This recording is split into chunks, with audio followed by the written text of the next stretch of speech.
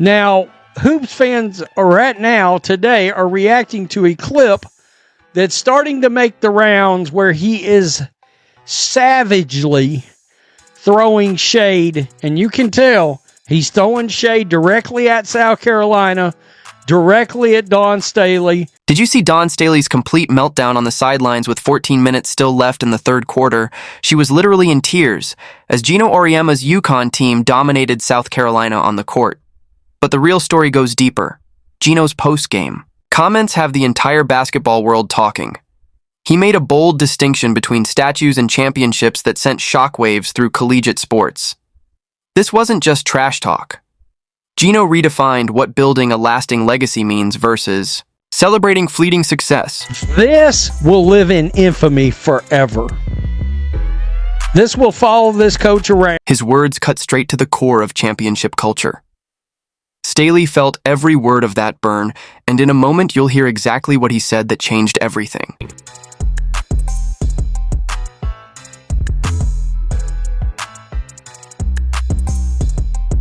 The moment that has basketball fans everywhere still buzzing happened with 14 minutes left in the third quarter. Dawn Staley, usually the picture of composure and leadership, completely lost it as UConn started pulling away. We're talking about Visible. Tears streaming down her face, arms waving in frustration, and an emotional display that shocked everyone watching the championship game. Right? The F-bomb tirade meltdown on the side of the court. I'm still baffled as I let this play. I'm still baffled that this is, with time left in the third quarter, down by only 14. What makes this meltdown so jaw-dropping is the context. South Carolina was only down by 10 points, a manageable deficit in basketball, especially with almost half the game still left to play. For a coach of Staley's caliber, someone who's built her reputation on mental toughness and maintaining poise under pressure, this breakdown sent a clear message that something was seriously wrong. Like a dam finally giving way under pressure, years of composure suddenly crumbled. You know, I mean, I see this, I'm like, I would think, number one, I think it's unprofessional to do it at any point, right? To let your team see you break down like this, so weak and pathetic. But to do it with that kind of time left in the game is just a real shaking my head kind of moment. The camera zoomed in on every excruciating second of her emotional cascade. You could track the progression from frustration to disbelief to what looked like acceptance of defeat, all while UConn methodically executed their game plan. The broadcast crew commented repeatedly on this unusual behavior, for the normally stoic Staley One announcer mentioned they'd never seen her react this way in all her years of coaching. Right here said Dawn Staley crying when her team is down by 13 with over a quarter to go is one of the softest things I've seen in sports. Social media erupted instantly. Fans flooded Twitter calling Dawn Staley's reaction premature and unprofessional. One viral tweet read, "How you going to cry with a whole quarter left that's showing your team you've already given up?" Others noted that true champions stay composed until the final buzzer. A subtle nod to Geno Auriemma's calm presence even in defeat. This person down here says losing to a straight white man was her worst nightmare. The moment carried extra significance because it wasn't against any opponent. It was UConn and Geno Auriemma, the program and coach defining excellence in women's college basketball for decades to show vulnerability against them, specifically carried tremendous weight. So this leads us over to Geno right here. All right, he's going to say some words during this speech that are aimed directly at other schools, particularly South Carolina. While Dawn Staley was breaking down on the sidelines, Geno Auriemma was crafting what would become the most calculated psychological takedown in championship history. This wasn't just a coach celebrating a win, it was a master of mental warfare, establishing a basketball hierarchy that sent shockwaves through the entire women's basketball world. And we're downstairs, we're in patio area, and I looked around and I started counting. And all the former players that was there, at one time, sitting like in a group like these guys, just hanging out, doing, stuff you do after you're celebrating a win. I was watching, I was counting, And by the time I finished counting, let's see, there's Rebecca, she has 1, and there's Jamel Elliott, she has 1, and there's Jen Rosati, she has 1, and there's Sue, she has 2, and then there's Jessica Moore, she has 3, and then there's Stewie and Tuck, and they have 4 each. So all the guys that only had 1, they had to sit like in the back of the bus. And that was the moment he delivered one of the coldest, most iconic lines in basketball history. Most other places, if you win 1 national championship, they build a statue to you outside the building. Here, they won't even let you get to the front of the bus. So by the time I finished counting, I had counted, just sitting there, 27 national championships. Did you get that? At some other schools, if you win a championship, they build you a statue. At UConn, if you win a championship, you might not even get to sit in the front of the bus. With these words, Geno delivered a knockout punch that reverberated through the basketball world. The target was unmistakable. Dawn Staley herself stands immortalized in bronze outside South Carolina's arena after winning a single championship, as does A'ja Wilson, who led the team to 1 title. The part about all this is he said in most other places, they might build a statue to you. Well, it's funny you should say that, Geno. Guys, if you don't know what this is a statue right here, you guessed it, of Dawn Staley. All right, that's a statue of Dawn Staley right there as you're looking at it. Meanwhile, at UConn, players like Breanna Stewart quietly won 4 straight national titles without a single statue on campus. The contrast is clear at South Carolina. A'ja Wilson has a statue for 1 championship, while at UConn, even the most decorated players are measured by a different standard. You want to know whose statue this is right here? Right there. Right there. A'ja Wilson. You know what happens when most coaches win a championship? They thank their players, praise the competition, and celebrate the moment. But Geno used his platform differently. Standing in the championship glow, he started counting not his own achievements, but the multiple championships won by former players sitting right there in the crowd.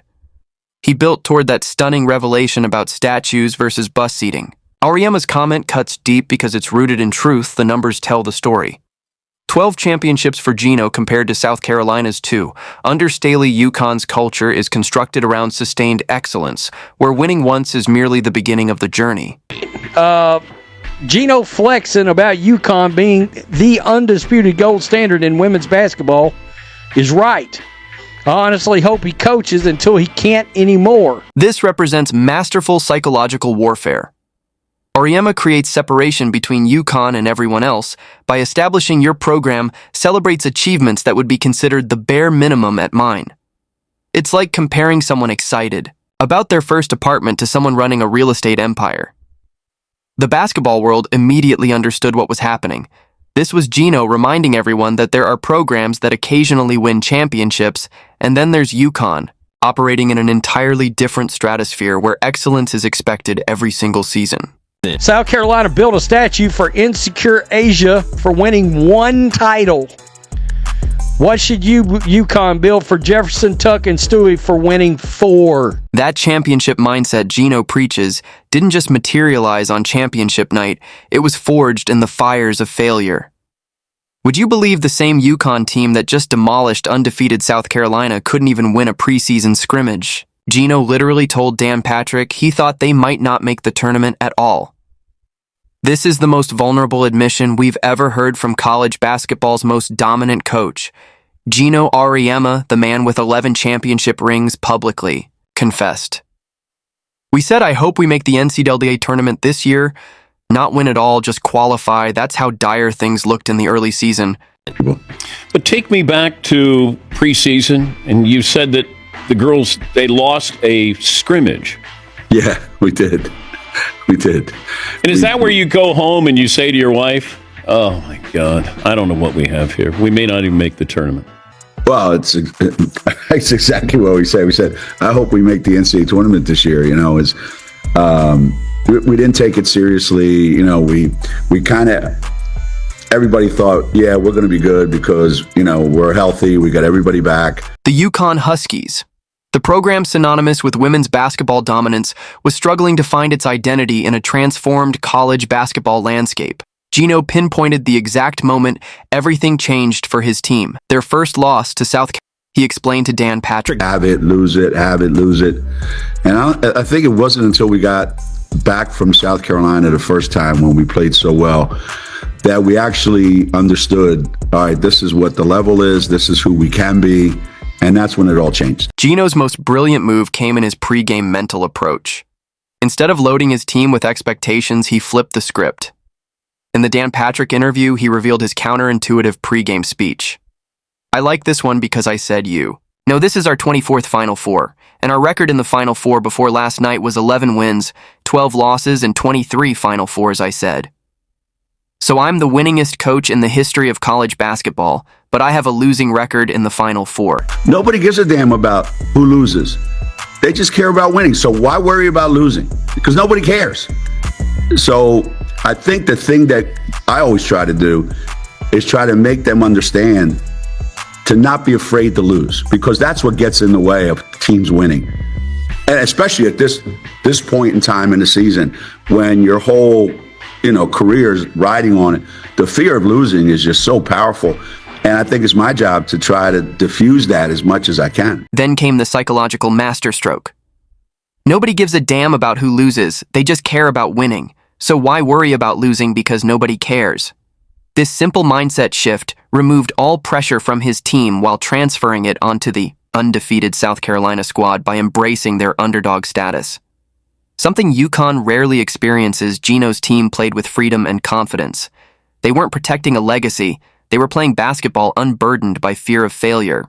I got to tell you, Dan, I'll be brutally honest. There was so many times when I would go home and I would say, I don't think I'm as good a coach as I used to be.